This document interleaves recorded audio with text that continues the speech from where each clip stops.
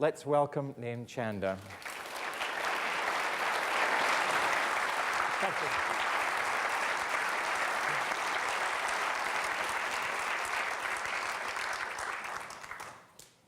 Thank you very much. I don't know whether you had any wine during lunch. I certainly didn't, because apart from the traditional task of an after-lunch speaker of keeping the audience awake, I have the problem myself.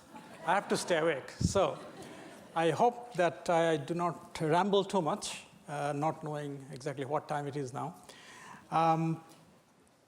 The topic is of great importance only because if you see the New York Times today, one of the lead stories says that the United States has expanded its drone missile attacks in Pakistan, now including targets of Pakistani Taliban. That's the first time. The past attacks have been on Al-Qaeda. So the significance of that, we will come to that later. But this is a very, very critical moment for US foreign policy. But before going to discuss the challenges, let me take you back in history to show how Asia fits with the US. What is Asia's relevance to the US? In fact, it is serendipity. When Christopher Columbus set out from Seville, going to Asia to find source of spice and gold, he ended up here. And that was the serendipitous connection between Asia and the New World. And as it turned out, that they did not find India here, but they found a lot of silver and gold, which enabled European powers to actually expand trading with Asia. So Asian trade took on a tremendous life thanks to the finding of silver and gold in the New World. And this is the kind of Manila galleon that carried silver from Acapulco to Manila and fueled trading with China and Southeast Asia and India. Now, that trading, of course, enriched the colonists and in turn brought in the famous incident of Boston Tea Party. So tea connection goes back to that Asia connection of the early 15th century. And of course, the tea connection continued. This is the kind of junk that appeared in Boston Harbor in 1848, carrying Chinese tea. So this is a very long association with Asia that has enriched the United States, that has enriched Asia. But the Asian connection has brought both opportunity and danger. And the danger, of course, came in 1941 with the Japanese attack on Pearl Harbor. But this danger, again, was turned into opportunity in the sense that the United States' victory during the Pacific War left the United States the unrivaled power in Asia, opening the door for tremendous economic growth and influence and power. But that period has been followed by more wars in which US has lost lives and perhaps lost some of its prestige. And this was one of those wars which US fought in vain. But Asia connection continues, and the most recent attack on the United States, again, originated with plannings in Asia and bringing the US back again to Asian mainland. The United States invasion of Afghanistan followed the 9/11 attacks. So Asia again becomes very relevant, and this attack and the consequent United States response is continuing today. And in fact, what I mentioned at the beginning of the US drone attack on Taliban is a continuation of the same fight that was begun in 2001. Now, the US security threat today, of course, is much larger. It has been already mentioned by several people that Admiral Blair's presentation to the Congress about the United States security challenges, in fact, puts it very bluntly that this is some of the things he said to the Congress, that the current global economic crisis is perhaps the gravest challenge to the United States because it creates millions of unemployed, and the unemployed often look for persons and countries to blame, and the United States would be perhaps one of the countries which will be blamed for the misery that has now been unleashed on many of the unsuspecting people in the developing countries. And so one of the things that Admiral Blair said is that in this new global crisis, to overcome this, there is a need for greater cooperation among countries. And that cooperation, of course, in terms of the economy, nothing could be perhaps more important than the cooperation between the United States and China. And that is where I would say one of the first serious challenges of the United States lies.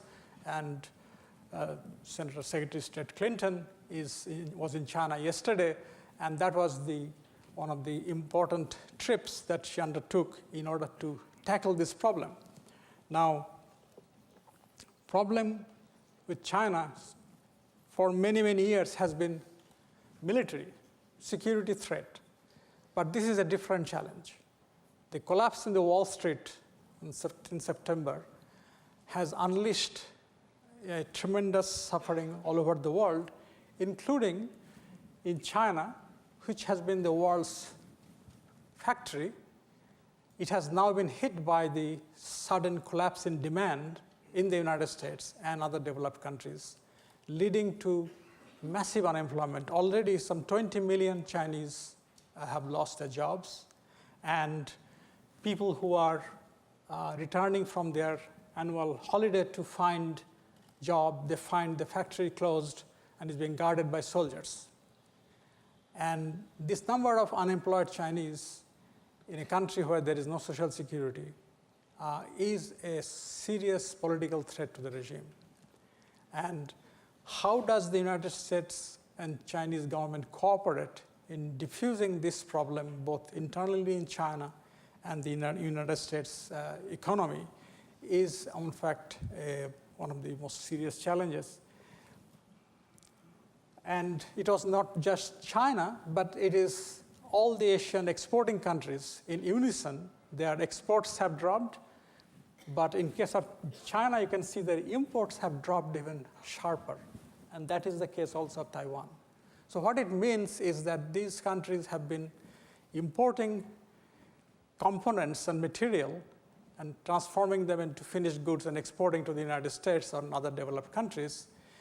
They have stopped importing more than they have stopped exporting, which suggests that in the coming months, their exports will be dropping even further. So this is not a good sign for a country like China, whose economy, almost 40% of it, is dependent on exports. So how do the Chinese resolve this is a challenge for the Chinese, but also for the United States. The question is, how do you reduce China's massive trade surplus, which has reached a record in 2008. It is $266 billion Chinese trade surplus in the United States. That's a record surplus. And this surplus, of course, is fueling demand to punish China for its trade policy. And one of the points that was mentioned by Tim Geithner at his confirmation hearing is to perhaps punish China for manipulating its currency to keep it low so that it can export more. Chinese, of course, are very upset by that statement. And there are a lot of economists who will tell you that that may not actually be the problem. But the fact remains that the Chinese are not only accumulating huge surplus in trade with the United States, but Chinese are actually bankrolling the United States. And Chinese currently, some $681 billion of US Treasury bills are held by the Chinese, so 12%, the world's largest foreign creditor to the United States.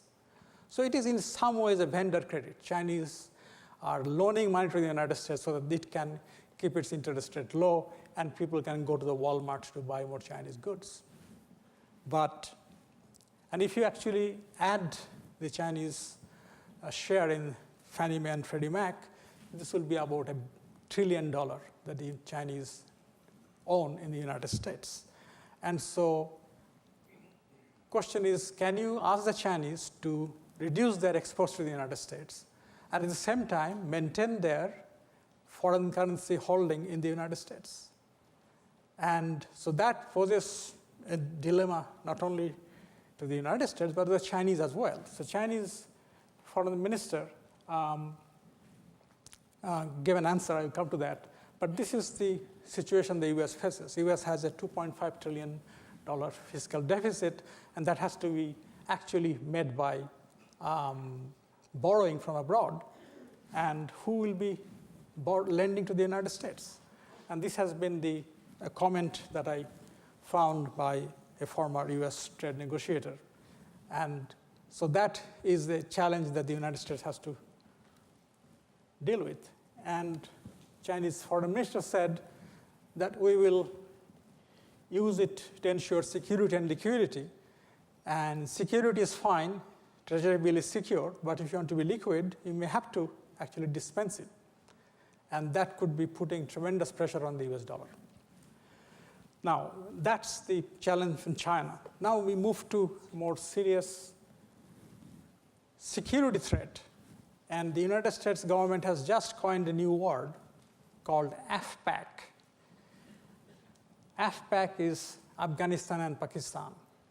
Earlier, it was only Afghanistan, where Taliban and Al-Qaeda were holed up and threatened the United States security. Now, Pakistan has been joined in that new security threat that is emerging.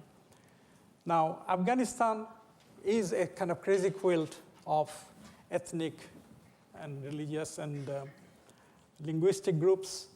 Of these, the Pashtuns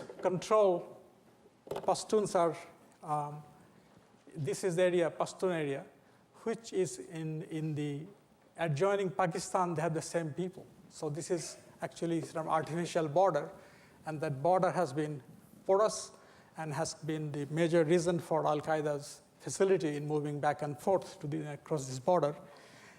And since the US intervention in Afghanistan, the Al-Qaeda simply has left Afghanistan and moved to Pakistan. And Taliban, which has been defeated in 2001, they have regrouped in the villages in the countryside, and now almost 70% of Afghanistan is controlled by the Taliban, and they are nearly at the gates of Kabul. In fact, just before the arrival of Richard Holbrooke, they mounted an amazing assault inside the city in 3 ministries and killed scores of people. The US forces are currently some 30,000, and 17,000 more would be going there to beef up the US presence, to basically protect Kabul from falling in the hands of Taliban. And the US predators have been carrying on their attacks on suspected Al-Qaeda locations. And as I mentioned, they have now expanded the attacks inside Pakistan in camps run by Baitullah Masood, his Taliban group. Now, other problem that Taliban and Afghanistan pose to the United States is this massive increase in Afghan poppy growing. The value last year was $730 million. And this huge amount of money is not only spreading corruption in the government, further weakening the legitimacy of the government, it is offering resources for the Taliban to buy weapons. So this is a double whammy. On the one hand, you have this extremist group threatening the government in Kabul, but they are also being very well funded. And that, of course, is helping Pakistani military as well. Some of them are on the take for this opium revenue. And the border region that I mentioned here of this dark red area, they are actually basically controlled by the Pakistani Taliban. And now this Swat Valley has become the latest area where the government basically has ceded control to the Taliban by agreeing with them to allow Sharia Islamic judges to sit in the court, in the secular court. And this happened because the government simply could not control the region where the Taliban were shutting down girls' school, killing people, and basically making life impossible for secular people to live there. So there's been massive exodus of people from Swat Valley outside, and finally the government has basically ceded control to them by accepting their demand of Sharia law in that part of the country. But it is not just that Pakistan has become this epicenter of terrorism in the world. Most of the terrorist attacks that have taken place in the last 3 years can be traced back to some training and planning in Pakistan itself. But within Pakistan, terrorism has been rising very dramatically. If you can see the numbers, compared to some 400 attacks in 2007, 2008 has reached almost 1,200 attacks. And in the first 2 months of the year, there have been about 300 attacks. So this terrorist attacks inside Pakistan is destabilizing the government, and government control is weakening very rapidly, leading to a situation where the United States government feels that they have to actually step in and attack the opponents of Pakistani government inside Pakistan, and so that this group does not take control of the country, which has 100 nuclear weapons. So you have extremism, opium, and now the threat of nuclear weapons falling into the hand of the extremists makes Pakistan, Afghanistan really the hottest danger zone for the United States. So the issue will be, this is the Sharia law is introduced in Swat Valley, and the army basically has given up. And the question would be, what will happen to some 100 and odd nuclear weapon in Pakistan if the Pakistani Taliban is on the march and the Pakistan civilian government is incapable of holding the reins? And finally, I'd like to mention another danger zone is North Korea. North Korea's reclusive government has developed secret nuclear program and eventually tested one.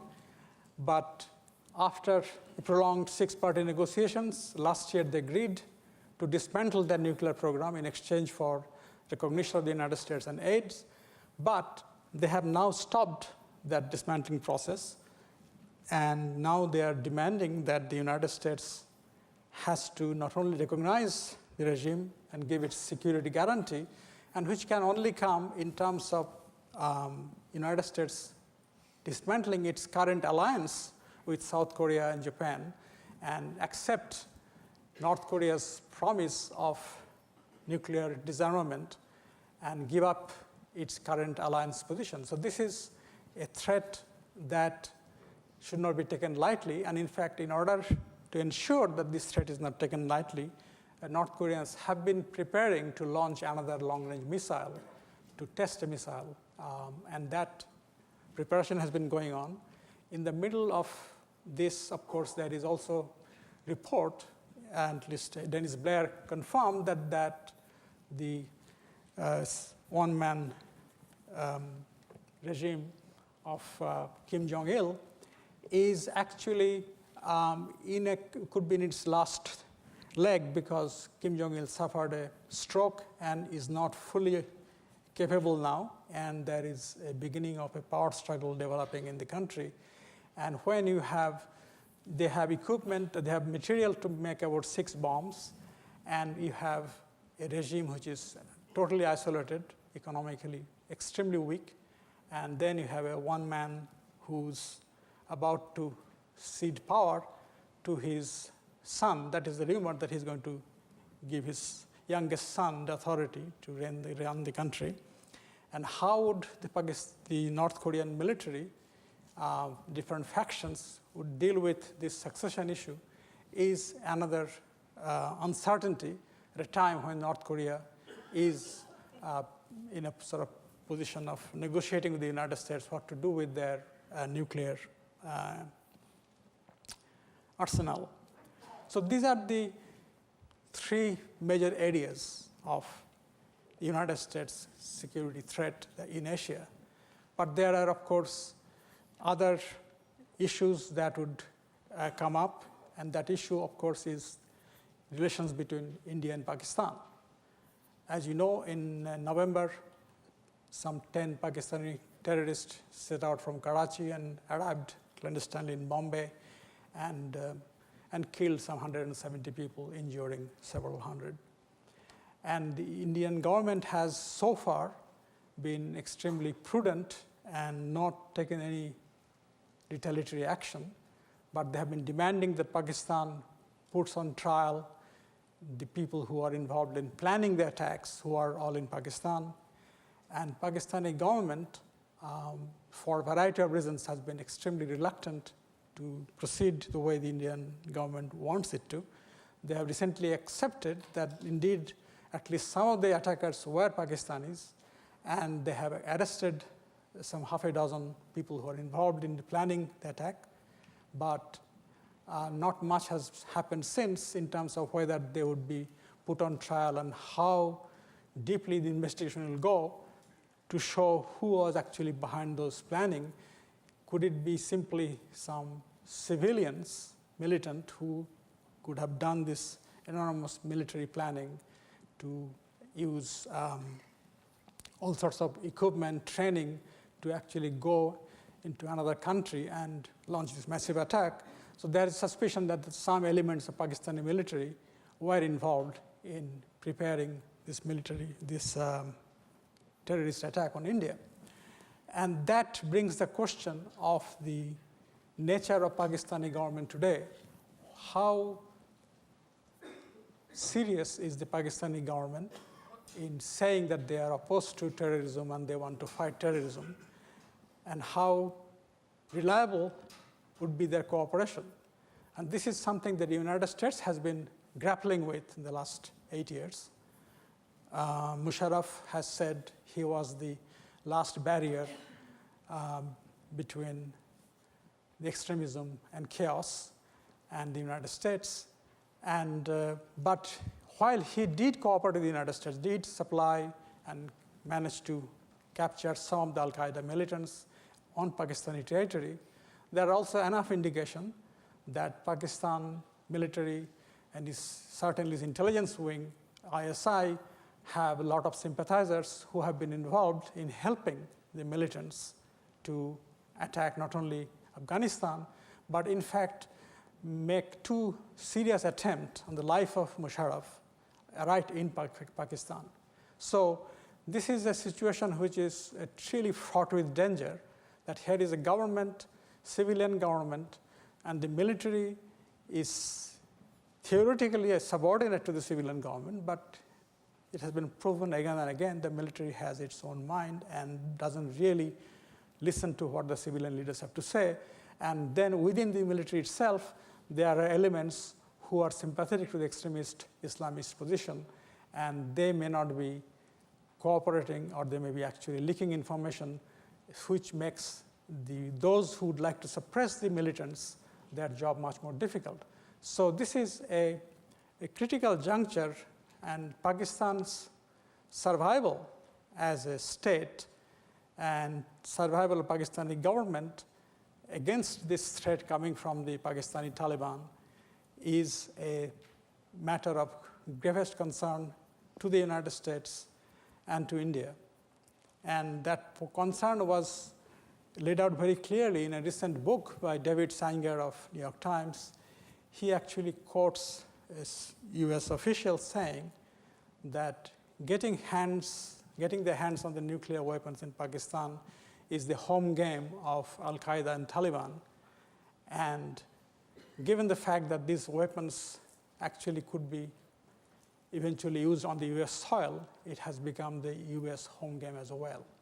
And so what we are seeing in the New York Times report today about the United States extending their attack on Pakistani Taliban, to my mind, this is in fact the first salvo against this attempt by the extremists to take control of Pakistani government and its nuclear weapons. So this is an extremely serious challenge the United States government has to face. And this is happening within a month of a new president coming to power. So we can only hope that he has the wisdom and the courage to deal with this situation resolutely. Thank you very much.